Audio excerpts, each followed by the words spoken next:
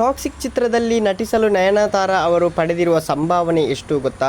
ಈ ವಿಡಿಯೋದ ಮೂಲಕ ನೀವು ತಿಳಿದುಕೊಳ್ಬೋದು. ಎಲ್ಲರಿಗೂ ಗಿರ್ಮಿ ಕನ್ನಡ ಟಿವಿ ಯೂಟ್ಯೂಬ್ ಚಾನಲ್ಗೆ ಸುಸ್ವಾಗತ ಅಂತ ಹೇಳ್ತಾ ಶುರು ಮಾಡೋಕ್ಕಿಂತ ಮೊದಲು ಯಾರೆಲ್ಲ ನಮ್ಮ ಯೂಟ್ಯೂಬ್ ಚಾನಲ್ ಮೊದಲು ನೋಡ್ತಿದ್ರಿ ಅವರೆಲ್ಲ ಸಬ್ಸ್ಕ್ರೈಬ್ ಮಾಡ್ಕೊಳ್ಳಿ, ಮತ್ತಲ್ಲೇ ಪಕ್ಕದಲ್ಲಿರೋ ಬೆಲ್ ಐಕಾನ್ ಪ್ರೆಸ್ ಮಾಡಿ. ರಾಕಿಂಗ್ ಸ್ಟಾರ್ ಯಶ್ ನಟನೆಯ ಗೀತು ಮೋಹನ್ ದಾಸ್ ನಿರ್ದೇಶನದ ಬಹು ನಿರೀಕ್ಷಿತ ಫ್ಯಾನ್ ಇಂಡಿಯಾ ಸಿನಿಮಾ ಟಾಕ್ಸಿಕ್ ಬಿಡುಗಡೆ ಸಜ್ಜಾಗಿದೆ. ಬಿಡುಗಡೆಗೆ ಮುನ್ನವೇ ಈ ಸಿನಿಮಾ ಭಾರಿ ಸದ್ದು ಮಾಡುತ್ತಿದೆ. ಒಂದಲ್ಲ ಒಂದು ಕಾರಣಕ್ಕೆ ಟಾಕ್ಸಿಕ್ ಚಿತ್ರ ಸುದ್ದಿ ಆಗುತ್ತಿದೆ.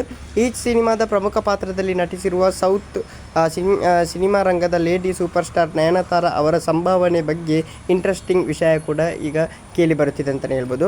ಲೇಟೆಸ್ಟ್ ಮಾಹಿತಿಯ ಪ್ರಕಾರ ನಯನತಾರ ಅವರು ಟಾಕ್ಸಿಕ್ ಚಿತ್ರದಲ್ಲಿ ತಮ್ಮ ಪಾತ್ರಕ್ಕಾಗಿ ಬರೋಬ್ಬರಿ 12 ಕೋಟಿ ರೂಪಾಯಿಯನ್ನು ಸಂಭಾವನೆಯನ್ನು ಪಡೆದಿದ್ದಾರೆ ಎನ್ನಲಾಗುತ್ತಿದೆ.